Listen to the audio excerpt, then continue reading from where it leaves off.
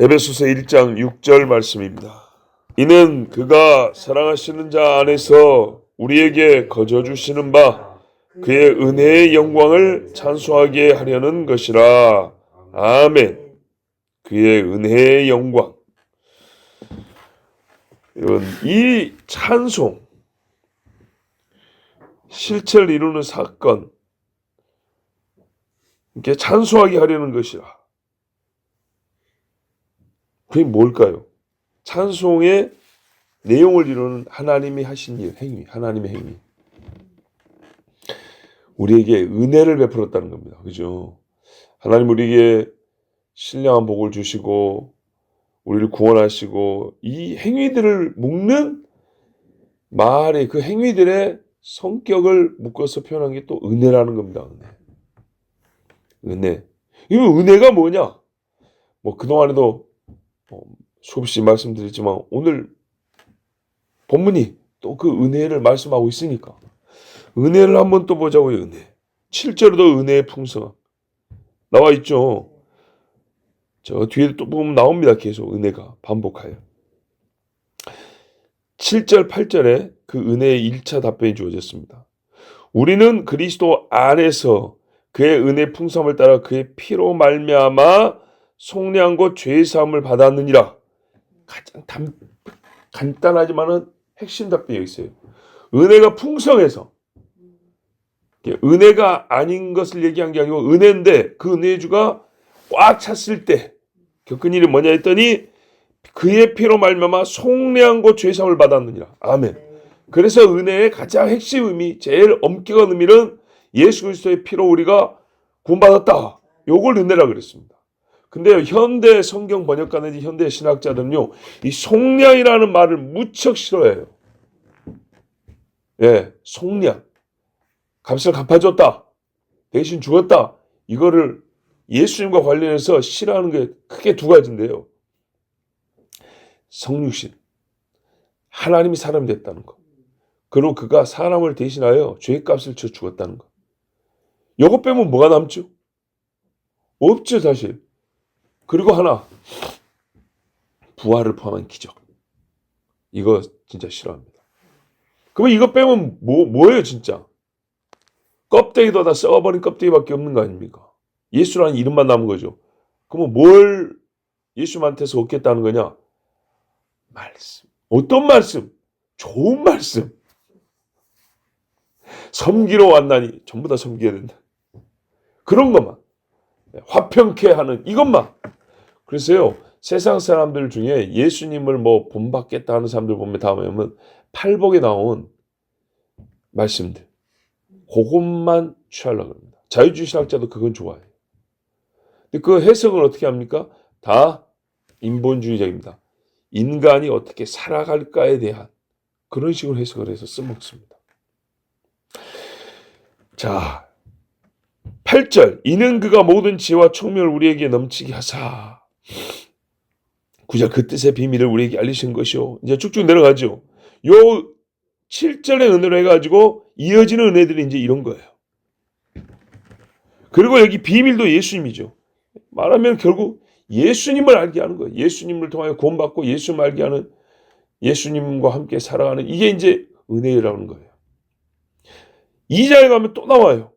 우리가 에베소서에서 은혜하면 제일 잘 떠오르는 구절이 어디냐면 2장의 8절이죠. 너희는 그 은혜에 의하여 믿음으로 말미암아 구원을 받았다. 이 부분이거든요.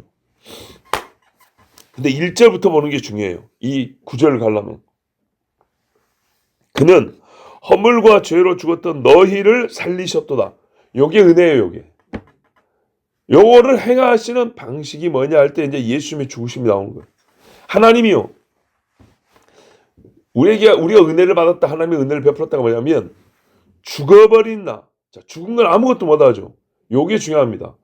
아니 내가 구원받는데 내가 왜 한 게 없어? 이 말이 있으면 안 되는 건데.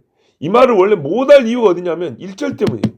허물과 죄로 죽어버린 너희 이랬어요. 그러니까는 죽으면 썩죠. 죽으면 살아있는 것이 하는 행동을 하나도 못합니다. 살아있는 것이 누리는 건 하나도 못 누립니다. 원래 우리가 태어나서 이 땅에 사는 상태가 이거란 말입니다. 죽어버렸다는 거예요. 죽어버렸다. 뭘로 죽었냐? 죽어도 더러운 걸로 죽었어요. 죄와 허물로 죽었다는 겁니다. 자, 죽은 자를 살리는데 죽은 자 편에서 할 수 있는 게 있을까 없을까요? 아무것도 없죠. 살린 그가 다 하는 거지 죽은 자는 하는 게 없습니다. 그래서 그때 죽었을 때 너희는 그 가운데서가요 허물과 죄 중에서만 행했다는 거예요. 모든 것이 그거밖에 없어요. 그걸 굳이 말을 해준다면, 아직도 시인을 못한다면 이 세상 풍조를 따르고 공중권세 잡은 자를 따랐으니 아이고 들켜버렸네. 이렇게 살았어요. 곧 지금 불순종의 아들들 가운데서 역사하는 영이라. 전에는 우리가 다 그 가운데서 우리 육체의 욕심을 따라 지내며 육체와 마음에 원하는 것을 하여, 육체와 마음에 원하는 것, 하나님의 영이 원하는 건 못해요. 왜? 죽었으니까. 다른 이들과 같이 본질상 진노의 자녀였더니 죽어버리고 썩어버린 이 냄새나는 인간들에게는 하나님이요 진노밖에 쏠 게 없다는 거예요. 자, 이거 중요합니다. 봐보세요. 내가 죽었죠. 허물과 죄로 죽었죠. 그래서 나는 아무것도 못해요. 사는 것과 관련해서는, 생명과 관계에서는 아무것도 못해요. 뭐 이런 나를 하나님이 살리셨다 그랬죠. 근데 죽어있는 나의 상태는 원래 어떤 상태냐면 하나님이 진노할 상태였다는 거예요. 보세요. 나는 죽었고 썩어고 있는데 죽어갖고 썩어있는 것을 보는 하나님은 어떻게 보냐면 그런 나를 보면 진노를 한다는 거예요. 왜? 공중권세 잡은 자를 따르고 있으니까. 하나님이 싫어한 것만 하니까 하나님이 진노한다는 거예요. 보세요. 죽었지? 하나님이 진노하지. 그럼 어떻게 살 거예요, 이제? 근데 누가 우리를 살려야 돼? 살리려면 살리는 자가 살려야 되죠. 그러면 누가 극복을 했냐? 내가 스스로 죽음을 극복했냐? 아니, 하나님이 그 진노를 극복했다는 거예요. 이거 놀라운 거죠. 하나님이 공의에 따른 진노를 극복하시고 나를 살리기로 마음을 먹으셨다 이 말입니다. 그러면 그런 마음을 누가 갖게 했냐? 전혀 우리로서는 갖게 할 수가 없죠. 어찌 그런 일이 있을 수가? 분명히 죽었고 진노 이랬는데 죽음과 진노가 짝을 이루는데 어떻게 그 짝을 깨고 진노 자리에 하나님의 구원이라는 행위가 일어날 수 있냐? 그럼 마음부터 다른 마음이야겠죠. 진노가 아닌 다른 마음. 긍휼이 풍성하신 하나님이. 이겁니다. 진노하지만 동시에 긍휼이 있단 말이에요. 그래서 예수님의 십자가에 우리가 받을 걸 그대로 옮겨놨는데 뭡니까? 우리가 받아야 될 하나님의 그 진노의 심판을 예수님이 대신 받겠다는 거예요. 하나님의 긍휼이. 진노를 꽁으로 없애지는 않아요. 그럴 수는 없어요. 그래서 그 진노를 아들에게 옮겼다는 거예요. 아들에게 쏟아부었다. 그리고 사랑하는 아들에게 받아야 될 그 의로운 아들이 받아야 될 그 사랑을 우리에게 줬다는 거예요. 그래서 이거 거룩한 교환이라는 거예요. 와, 근데 이거를 누구한테요? 하나님이 선택한 자라고 했는데 행위로 보면, 행위라보다는 그 실제 보면 뭐냐면요, 믿음이에요. 믿음. 믿는 자에게 그랬어요. 믿는 자에게. 긍휼이 풍성하신 하나님이. 자, 여기서 이제 하나님 편에서 역전이라는 거예요. 우리를 사랑하신 그 큰 사랑을 인하여. 요것 때문에, 사랑 때문에. 요 사랑 때문에 바뀐 게 뭐냐면 진노를 하나님이 틀기로 했다는 거예요. 없는 걸로 치자는 게 아니고 진노를 다른 데 쏟기로 했다는 거예요. 죽어버린 나한테 쏟는 게 아니고 허물로 죽은 우리를 그랬잖아요. 여전히 우리는 죽어버렸어요. 그리스도와 함께 살리셨고. 이 중간에 뭐가 들었어요? 이 중간에 7절이 들어있는 거예요. 7절 이미 말했기 때문에 이 7절을 굳이 말 안 했어요. 그럼 어떻게 되냐?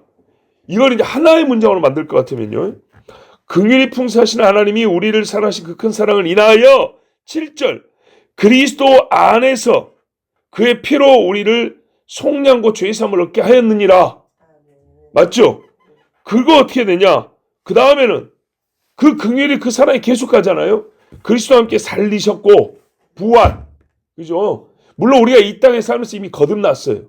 그러니까 예수님이 우리의 쇳값을 치렀고 우리는 그로 말미암아 거듭났고, 그렇죠? 의롭다함 얻었고, 그 다음에 또 보세요. 또 함께 일으키사. 이게 부활이죠. 나중에 이제 부활하게 하시고 그리스도와 예수 안에서 함께 하늘에 앉히셨으니 이 과정으로 계속 지내야 되죠. 그러니까요. 우리가 예수로 말미암아 예수님의 대속 죽음으로 말미암아 이 땅에서 예수를 믿고 구원받은 이 사건, 이 전체 사건의 근원을 하나님의 은혜에 돌리고 있어요. 하나님의 선물이다. 근데 이 은혜, 이 선물의 사건이 어떻게 발생했냐 할 때에 긍휼하심을 따라 그 큰 사랑을 인하여 하나님의 사랑으로 인하여 이렇게 말하고 있는 거예요. 그 사랑으로 인하여 이 모든 일이 우리에게 일어나게 됐어요. 와, 그거를 말할 때 중간에 보세요. 뭐라고 했습니까? 8절 그 괄호 부분이죠. 8절. 2장 8절. 8절에 괄호가 함께 살리셨고, 아니다. 8절이 아니고 어디지? 5절. 살리셨고 너희는 은혜로 구원을 받은 것이 이렇게 돼 있죠. 요걸 은혜라고 하는 겁니다. 즉 구원받은 것을 은혜라고 가리킨다고 했죠. 요 과정. 자, 보세요. 아까 7절에 그의 은혜인데 이 은혜가 풍성했다. 하나님의 은혜가 풍성할 때 일어난 게 뭐냐 했더니 예수 그리스도의 피로 말미암아 속량과 죄사함을 받게 한 거다. 맞죠? 속량 죄사함. 그리고 5절은 1절부터 5절까지 과정을 쫙 얘기한 다음에 요게 은혜로 구원받았다는 거다. 이렇게 말했어요. 요게 은혜로. 자, 그러면은 1장 7절하고 2장 1절하고 5절까지를 이렇게 꿰서 읽은다는 말이죠. 꿰서 읽었을 때 아까 말씀드린 거예요. 아, 이런 상태인 우리였는데 하나님의 진노가 당연한데 하나님이 우리를 긍휼히 풍성하신 하나님이 사랑하셨어. 크게 사랑해서. 크게 사랑해서 그의 아들을 보내서 어떻게 했다고요? 순서로 보면 7절. 그의 아들이 피를 흘려 속량과 죄사함을 주셨고 다시 5절로 보면 어떻게 해요? 우리가 그리스도와 함께 살아났다. 거듭났다. 그 다음에 이것이 은혜다. 그죠? 은혜가 여기서 끝나냐? 이제 저기 2장 6절로 함께 일으키사 그리스도 예수 안에서 함께 하늘에 앉히신 요까지 부활 그리고 승천 하늘의 지성소에 들어가게 하심까지 다시 일의 성격을 말해줍니다. 이는 그리스도 예수 안에서 우리에게 자비하심으로써 하나님이 우리를 계속 사랑하세요. 그죠? 우리에게 계속 자비를 베풀어 주세요. 근데 예수의 피로 속량 그랬으니까 예수 안에서 같은 표현이 어제 이 그리스도 안에서 했죠. 그리스도 안에서 우리에게 자비하심으로써 그 은혜의 지극히 풍성함을 오는 여러 세대에 나타내려 하심이라. 요거를 보면요. 오늘 여러 세대, 우리 세대까지 내려오는데 하나님의 은혜로 구원받다 소리가 자동으로 나오는 거예요. 요 사건을 봅니다. 너희는 그 이제 마지막 요약 정리가 뭐예요? 너희는 그 은혜에 의하여 믿음으로 말미암아 구원을 받았으니 이것은 너희에게서 난 것이 아니요 하나님의 선물이라. 행위에서 난 것이 아니니 누구든지 자랑하지 못하게 함이라. 아멘. 요 이제 요 절만 우리가 8절 9절 외워서 그러지. 요 전 과정을 봐야 이 은혜로 말미암아 구원을 받았다는 게 뭔지가 알 수가 있어요. 그러면은 이 땅에서 어찌 살 거냐? 10절. 우리는 그가 만드신 바라 그리스도 예수 안에서 선한 일을 위하여 지심을 받은 자니. 오마야? 아까 우리가 저기 4절에서는 창세전에 그리스도 안에서 우리를 택하사 이렇게 돼 있죠. 창세전에. 그죠? 10절. 그리스도 안에서 우리가 선한 일을 위하여 지심을 받았다. 창조하실 때 그리스도 안에서 우리가 택함을 받았다 했죠. 요 사람들은 그리스도 안에서 어떤 일을 위하여 이 땅을 살게 하냐? 선한 일을 위하여. 하나님 보기에 좋았다 그랬죠. 우리가 만들어진 모습만 보고도 보기 좋았다 그러는데 우리의 행위가 우리의 삶에 보시기에 좋더라. 요렇게 하려고 우리를 만드시고 예수님의 이름으로 속량을 줬다 그 말입니다. 그러니까 요 10절을 빼면 9절까지만 보면 못난 이들이 뭐냐면 행위하고 상관이 없어. 맞아요. 속량받은 건 행위하고 상관없어요. 그런데 그리스도인의 믿음은 속량에서 끝나는 게 아니고 이 땅에서 그리스도와 함께 사는 거기 때문에 하나님이 처음 만드신 그 몸을 회복하는 거기 때문에 행위와 상관이 있어요. 그래서 이 행위를 봤을 때 이게 예수 믿는 것 같지 아니하다면 우리가 이제 어떻게 해요? 스스로 경계하고 정말 이게 믿음이 아니라 하면 어쩔 수 없이 이 사람은 믿음이 없구나 이렇게밖에 볼 수가 없는 거예요. 자, 그리스도 예수 안에서 선한 일을 위하여 지심을 받은 자니 이 일은 하나님이 전에 예비하사 우리로 그 가운데서 행하게 하려 하심이라. 아멘. 전에가 언제 도대체 전에가? 모세 율법 줄 때인가요? 아닙니다. 그 전에도 하나님 행위를 요구했어요. 아담에게 요구했어요. 아담에게. 하나님이 처음에 말입니다. 모든 걸 다 좋게 줬어요. 근데 뭐라 하면 이걸 깨뜨리지 않으려면 잘 보세요. 우리에게 깨뜨려진 걸 회복하기 위해서 행위를 요구하지 않았어요. 하나님은 처음에 완벽한 걸 줬어요. 완벽한 걸 주는데 이걸 하나님이 더할 것도 없고 뺄 것도 없고 하나님이 깨지 않아요. 이걸 그대로 가기를 원하죠. 그대로 가기를 원하기 때문에 네가 하지 말아야 될 걸 말했어요. 이게 행위 언약이라는 거예요. 행위로 구원받으라는 게 아니고 지금 죄 가운데 있는 우리에게 행위로 네가 잘 지키고 순종하고 어쩌면 구원해 줄게. 이게 행위 언약이 아니고 아담에게 하신 말씀인 거예요. 지금 너에게 다 줬고 우리가 이렇게 살고 있어. 할렐루야 상태란 말이죠. 샬롬의 상태예요. 요거를 나는 그대로 갈기 위하여 너에게 한 가지 행위를 일러둔다. 저 선악을 알게 하는 나무 저것만 열매만 따먹지 마. 요 행위만 안 하면 계속 한다는 거예요. 이거 행위 언약이에요. 근데 그 행위를 깨버렸어요. 그래서 이 복라의 상태가 깨졌어요. 그러면 이거를 회복하기 위해서 어떻게 하냐? 다시 행위를 잘하면 되나요? 뭘 잘해요? 그대로 사올까 먹을 수도 없었는데. 행위로 간다는 게 불가능하죠. 자, 다시 세워놓을 테니까 먹지 마라. 이게 아니고요. 먹어버린 거를 만회하려면 어떻게 해야 되죠? 먹고 똥 싸버린 거 다시 주워 담아가지고 밑에서부터 위로 올려가지고 개원해서 만들어야 됩니까? 아니죠. 거꾸로 해야 되는 거예요. 거꾸로. 아직 안 따먹으면 되는 게 아니라. 자, 봐보세요. 원래 해서는 안 되는 행동은요. 앞으로 안 한다고 이게 극복이 되는 게 아니에요. 만회가 되는 게 아니에요. 정당방위도 있지만 무고하게 사람을 죽이는 사람 있죠. 무고하게. 무고한 사람을 죽였다 합시다.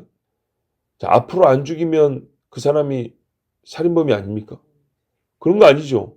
앞으로 안 죽인 거 원래 당연한 거예요. 당연한 것을 하면서 공로라고 말할 수는 없는 거예요. 그렇죠? 당연한 거죠. 선악 앞으로 안 따먹으면 되는 거 아닌가요? 이거는 엄마가 애한테 하는 얘기고 하나님과 관계에서 그렇게 되는 게 아니에요. 의는 그렇게 회복하는 게 아니에요.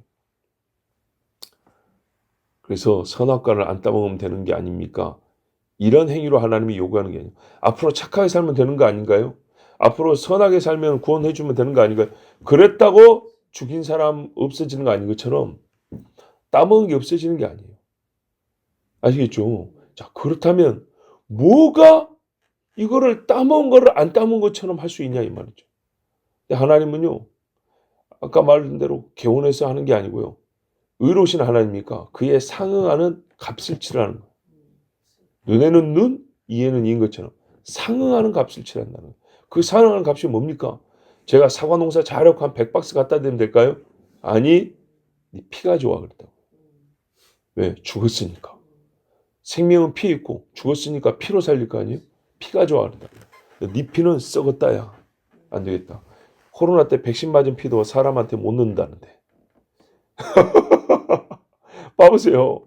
같은 사람끼리도 백신 해가지고 조금 오염된 피는 네 피 못 받겠다는데 에이즈 걸린 사람 피 받겠습니까? 아니죠. 그런데 무슨 사람 피가 사람의 죄를 없이 한단 말입니까? 그럼 영영 하나님이 진노 아래 사는 겁니다. 그래서 하나님이 제가 이걸 단순화시켜 말했죠.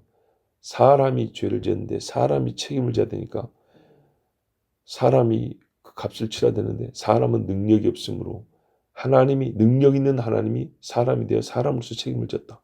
근데 거기서 능력이란 게 뭐냐 할 때 그 능력이 의롭지 못합니다. 그죠?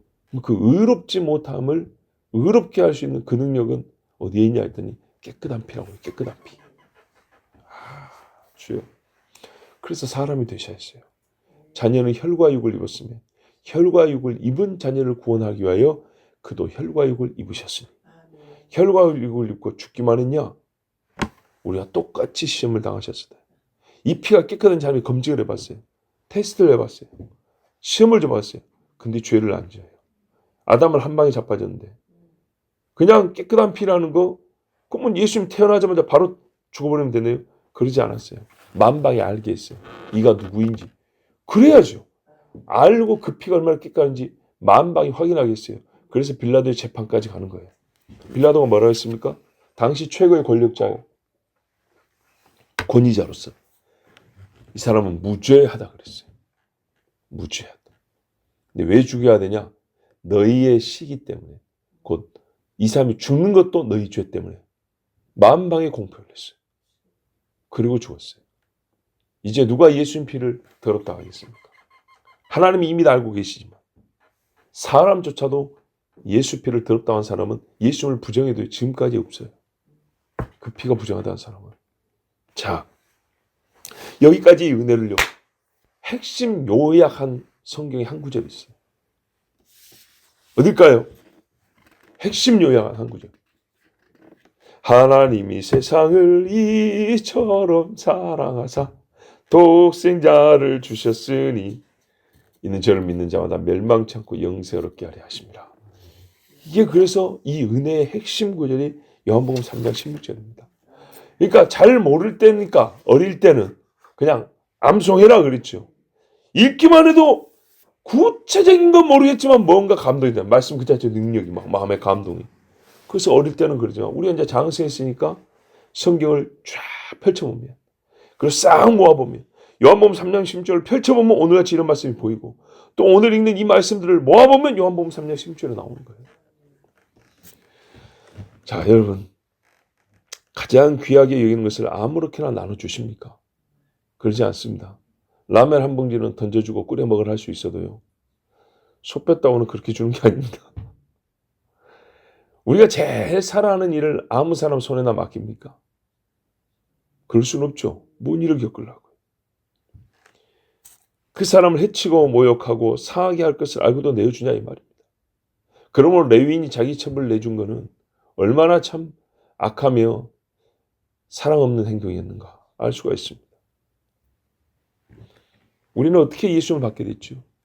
하나님의 독생자, 하나님이 독생자를 세상에 보냈답니다.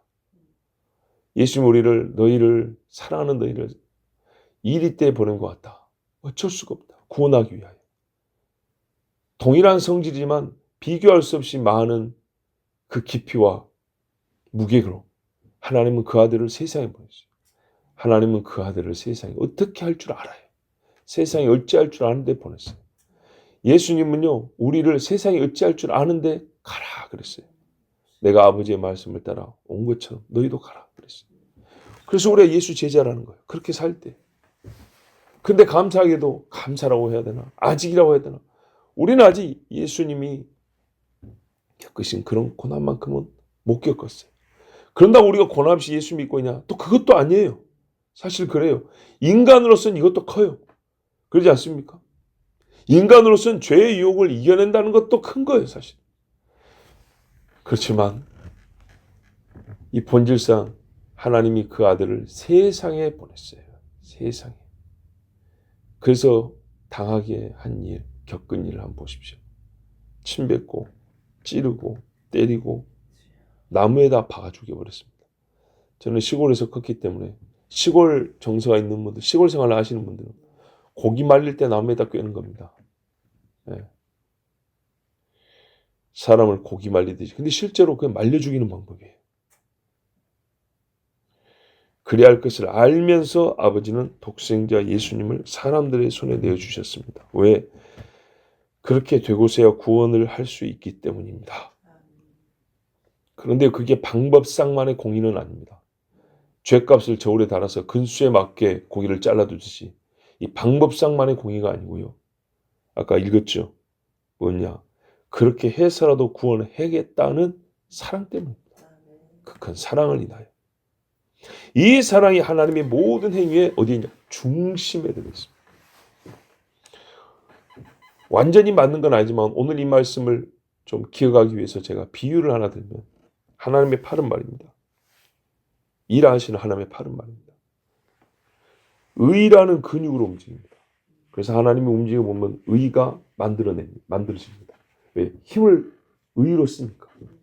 근데요. 이 의라는 근육을요. 거룩이라는 피부가 덮고 있습니다. 그래서 하나님의 하신 일에는요. 항상 부정한 것과 그렇지 않은 것의 구분선이 딱 그어져 있습니다. 구별되어 있습니다. 거룩이라는 피부 덮고 있는데 이 가운데는 뭐였냐? 사랑이라는 뼈가 있습니다. 이 사랑이라는 뼈의 골수에서 사랑 골수가 나와서 근육의 힘을 공급받고 피부가 거울이라는 피부가 윤기 있게 합니다. 그리고 사람이 몸에서 냄새 난다 그러죠. 그죠? 이 살아있는 골수가 피부를 윤기 있게 하고 그러고도 배어 나와서 냄새가 나는데 하나님의 판에는 사랑 냄새가 납니다. 이건 비유입니다. 기억해 놓으면 도움이 되겠습니다. 그 사랑하시는 자를 주사 죄인에게서는 값을 받지 아니하시고 친히 모든 죄값을 치르고 구원하시는 그 일로 말미암아 하나님은 영광을 받으십니다. 영광. 그래서 은혜의 영광의 찬송이 있죠. 예수님이 하신 말씀을 한번 보면 요한복음 17장 1절에서 5절에 예수께서 이 말씀을 하시고 눈을 들어 하늘을 우러러 이르시되 아버지여 때가 이르렀사오니, 이거 십자가죠. 아들을 영화롭게 하사 아들로 아버지를 영화롭게 하게 하옵소서. 아니 지금까지 공생에는 영광이 안 됐나요? 됐죠. 근데 최고의 영광이 이라는 거예요. 이때 그 십자가가 내가 죽는데 어떻게 영광을 받을까요? 이걸 믿음이 없이는 알 수가 없죠. 믿는 우리는 알아요. 이게 아들이 영광을 받는 방법이고 또한 아들이 아버지를 영화롭게 하는 일이라고 그랬어요. 아버지께서 아들이 주신 모든 사람에게 영생을 주게 하시려고, 아버지의 계획은 영생을 주게 한다는 거예요. 영생을 주게 하기 위해서 십자가를 져야 되기 때문에 아버지의 뜻이 이루어지니까 영광인 거예요. 바위를 명하여 바위를 쳐서 손을 내밀어라 시킨 대로 해서 하나님의 뜻이 이루어지면 영광이죠. 그런 겁니다. 만민을 다스리는 권세를 아들이 주셨음이로소이다. 영생은 곧 유일하신 참 하나님과 그가 보내신 자 예수 그리스도를 아는 것이니이다. 자, 요거를 하나님이 아버지가 나이 주신 사람이 주시려고 이제 십자가 집니다. 요 십자가. 그래서 영생을 주시고 자에게 영생이 주어지니 아버지가 영광을 받으십니다. 아버지께서 내게 하라고 주신 일을 내가 이루어 아버지를 이 세상에서 영화롭게 하였사오니. 그죠? 아버지의 창세전에 이거 중요합니다. 내가 아버지와 함께 가졌던 영화로서 지금도 아버지와 함께 나를 영화롭게 하게 하옵소서. 보세요. 아버지가 하게 하신 일을 다 하여 아버지의 뜻을 이루니까 아버지가 영광을 받으시는데 요게 동시에 나도 영광을 얻는다 그랬죠. 나도 영광을 얻는데 이 영광의 끝과 정도가 어느 정도냐? 창세전에 내가 원래 아버지가 가지고 있었던 그 영광이라는 거예요. 잠시 이 땅에 와서 사람의 모욕을 당했지만 요 일로 말미암아 다시 나는 창세전에 가졌던 근원적인 영광을 다시 회복할 것입니다. 그랬어요. 근데 그 영광을 어떻게 해요? 지금도 그랬어요. 십자가. 그가 하늘 영광 버리고 내려오셨는데 어떻게 다시 하늘 영광을 회복하냐 했더니 역설적에도 낮아짐의 끝으로 내려간다는 거예요. 죽으심으로 말미암아 본래 하늘 영광을 회복하신다. 이걸 우리가 어떻게 눈으로 봅니까? 부활 안 하셨으면 알 수가 없죠. 승천 안 하면 볼 수가 없죠. 부활 승천의 의미가 또 여기도 있습니다. 바로 이것이 우리의 찬송입니다, 여러분. 우리가 평생 불러야 할 찬송입니다. 처음 그리스도인이 되었을 때 불러야 할 찬송입니다. 제가 어제 위임식 하면서요, 이 기분이 달라요. 이걸 어떻게 표현할까? 뭘로 표현할까? 굉장히 부담이 되더라고요. 어떤 부담이냐면 아이고 이제 앞으로 어디 못 가겠네 이런 부담이 아니고 위임이라는 이름을 붙였다는 것, 서야겠다는 것, 이 자체가 나한테 이전에 그리고 예식을 앞두고 준비할 때 가졌던 그거와 달리 막상 이게 딱 현장에서 나의 일이 현재로 이루어지니까 다른 부담감이 있어요. 이 부담스러운 이 마음, 이걸 뭐라고 표현하지? 근데 어제요, 그 밤늦게 친구가 밤늦게 온 덕에 잠깐 자다가 너무 피곤했고 진짜 어디 감사 인사하는데 할 수가 없었어요. 너무 피곤해서. 그래서 한 2시간 자고 친구 올 시간에 일어나가지고 여관 잡아주고 다시 와가지고 설교 준비하고 다시 자러 가는 그때 이걸 어떻게 표현하지가 아니고 자연스럽게 표현하는 말이 나왔어요. 그게 뭐냐면요, 비교라니까 되더라고요. 제가 15년 전에 목사 안수를 받았단 말이에요. 15년 전에 목사 안수 받을 때도 그때도 사람들이 막 와서 축하해주고 막 식당 예약하고 막 그러지 않습니까? 옛날에 교인들도 막 오고 일가 친척들 와가지고 지금 그 일을 15년 만에 다시 경험한 건데 어떻게 이거를 구별돼요? 그 마음을 말했냐면 목사 안수 받을 때는 뜨거웠다. 목사 위임을 받을 때는 무거웠다. 이런 차이더라고요. 목사 안수를 처음 받을 때 열정, 하나님 막 그러면서 그래서 제가 목사 안수 받고 한 2, 3일 만에 그 다음 날인가 이틀 후인가 찬양 인도했더니 그때 어제 설교했던 목사님이 우리 담임 목사님이었단 말이에요.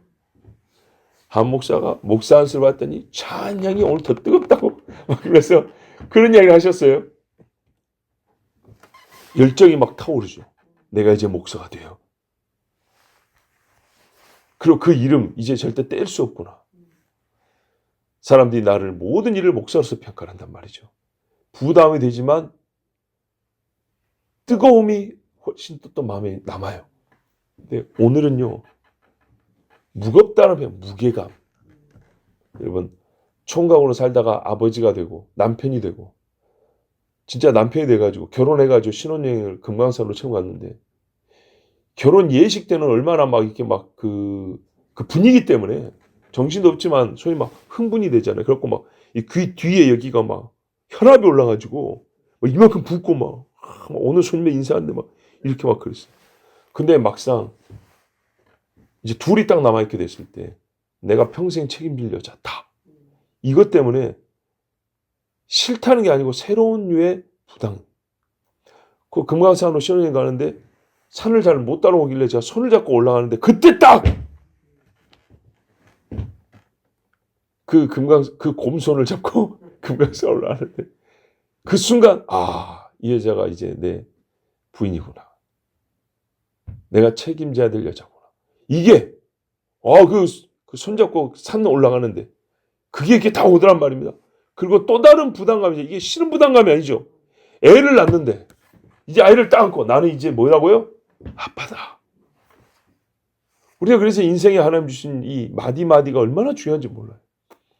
어제 정말 진짜 말로 다 할 수가 없어요. 우리 성도님들한테 받은 이 좋은 선물들. 하나님의 은혜 다음의 은혜들. 얼마나 감사한지 몰라요. 근데 이걸 어떻게 설명을 할 때 마치 연애가 다르고 결혼이 다르고 아이를 낳을 때가 다르고 또 우리 이 직분으로 볼 때는 목사 안수를 받았을 때 그 뜨거운 열정과 함께 시작했던 그 새로운 영적 부담감 좋은 거죠. 근데 어제는 이제 나이도 좀 들었고 사역도 하고 앞으로를 우리 주님 모실 날까지 생각할 때 이거 뭐냐면 무게감 있는 부담감 있죠. 예, 그거였어요. 묵직하게 이렇게 쫙 이렇게 가슴에 이 마음에 가슴단요 이 배에 쭉 내려서 이 배에 꽉 채워지는 그런 무게감으로서의 부담감 이게 또 달랐어요. 어제 하루에 받은 이 마음에 뭔가 모르는 이 새로운 느낌을 어떻게 표현할까 할 때 안수받을 때의 열정, 위임받을 때의 무게감 이 차이구나. 그거를 밤늦게 깨닫고 하나님께 또 기도하고 그러지 않습니다. 바로 그러면서 어제 이제 하나 했으면 하는 게 하나 있었어요. 우리 교회들에게도. 제가 옛날에 청년 사역을 오래 했지 않습니까? 그 중에 제일 사실 저를 말썽을 부리고 저를 괴롭게 했지만은 나중에는 제일 저에게 큰 기쁨이 됐던 청년들에게 가르쳤던 말. 예수에 있는 처음도 예배요. 마지막도 예배다. 그랬는데 이제 나에게는 길 위의 소리 교회가 그렇습니다. 그리고 위임 받기 전에도 뭐라냐면 하나님이 마음의 정리를 해줬어요. 지나간 사람보다 현재 있는 사람이 훨씬 낫다. 제가 권사님한테 시인했죠. 책장 정리하면서 그랬어요. 하나님 주신 마음에 제 아무리 지나간 사람이 좋아도 지나간 사람. 나에게는 지금 있는 사람이 제일 귀하고 제일 좋아야 한다. 하나님이 그래서 시간이 오랜 후에 위임을 한 겁니다. 제가 어제 새벽인가도 그랬잖아요. 어제 낮인가. 여기 지금 화분 보내고 꽃 보낸 분들보다 제가 더 나은 것이 있다면 이분들은 교회 부임하자마자 위임을 받았거나 1년 만에 위임받은 분들이 대부분입니다. 근데 어제 식사하고 목사님들하고 따로 이제 차 한잔 마시는데 그때 시인을 하더라고요. 한 목사님 부럽습니다. 나는 위임식 때 별로 감동도 없었고 왜냐하면 서로 간에 밍숭생숭? 그럴 때 해버렸기 때문에 별로 큰 감동이 없었대요. 근데 오늘 우리가 위임식 하는 거 보니까 다르더라는 거예요. 예. 그래서 부럽다고 그랬어요. 또 한 목사님은 이제 임직시했잖아요, 장로님. 내가 여러 번 와봤는데 올 때마다 뜨겁고 은혜였다. 그랬어요. 또 어떤 분이 있었냐면 이게 기도의 결과라는 겁니다. 하나님의 은혜인데 우리에게 또 어떤 은혜, 이 속죄 다음에 은혜가 있잖아요. 1장 7절 다음의 은혜들. 어떤 권사님 뭐라 했냐면요. 아무 생각 없이 왔대요. 그냥 인사하러 온 거죠. 그런데 본인이 불을 받고 정말 자기 이 직분에 대하여 말이죠. 새로운 막 정말 이 뜨거움을 받고 간다. 제가 시간이 없어서 많이 인사를 못했어요. 근데 몇 사람, 진짜 뭐 서너 분 이야기를 들었는데 그렇게 화답을 해주고 하셨어요. 요지는 우리 그렇게 기도했지 않습니까? 기도했죠. 나와 내가 기도 응답을 받고 또한 우리가 전체로서 그분들의 고백을 통하여 기도 응답을 받고 얼마나 감사합니까? 그래서 농담으로 그러더라고요. 차비가 안 아깝지? 그러더라고요. 자기들끼리. 맞습니다. 하나님께서 이렇게 은혜를 베풀어 주셨어요. 그래서 우리 뭐냐고요? 오늘 이 말씀 따라 예수쟁이는요. 처음도 은혜의 찬송을 불러야 되고 마지막도 은혜의 찬송을 부르는 겁니다. 늘 불러야 하는 찬송이고요. 마지막도 부르니까 처음부터 마지막까지 계속 불러야 되는 찬송인 거예요. 모든 찬송 가운데 골수와 같이 있어야 되는 찬송입니다. 골수. 하나님의 은혜. 이게 우리 찬송의 골수를 형성해야 됩니다. 그때 하나님이 영광을 받는다 그랬습니다. 하나님이요. 제가 엊그제 새벽에 찬송의 종국을 사람에게 맡기셨다 그랬습니다. 그 죄인이었던 자들의 입에서 나오는 주의 구원하심을 높여 부르는 찬송. 이것을 찬송의 마지막으로 받으신다 그랬습니다. 감사히도 우리는 이미 이 은혜를 부르는 높이는 찬송을 갖고 있습니다. 왜냐? 우리 선배들이 다 같은 은혜를 받았거든요. 그죠? 이 은혜가 지금 만들어진 게 아니고 옛날부터 주어진 은혜거든요. 그래서 옛날에 솔직히 나보다 더 믿음이 좋았던 선배들이 이 은혜를 나보다 더 뼈에 새길 정도로 받았던 그거를 신한 선배들이 찬송을 지어놨어요. 이미. 대표적으로 두 곡만 소개합니다. 여러분 한번 말씀해 보시겠어요? 은혜의 영광을 찬송하는 찬송가 있어요. 대표적으로 두 곡만. 그래요? 권사님 입에서 뭔가 나올라 그랬어요. 찬송가. 그쵸. 그쵸. 근데 이제 우리가, 맞아요. 그거는 사람이 뽑기 나름이니까. 그것도 권사님이 뽑은 은혜의 찬송입니다. 권사님은 아까 뭐라 그랬죠? 은혜로다. 예. 그 복음성가죠. 그죠? 예, 복음성가고요. 근데 이제 이 사건을 내용으로 담고 있는, 이 은혜의 내용을 담고 있는 찬송 중에 우리 다 아는 찬송 있잖아요. 자, 두 분 장로님. 오늘 시간 많이 간 김에 물어보고 가죠. 연장자부터. 장로님, 하나님의 은혜를 담고 있는 찬송가. 제일 유명한 거.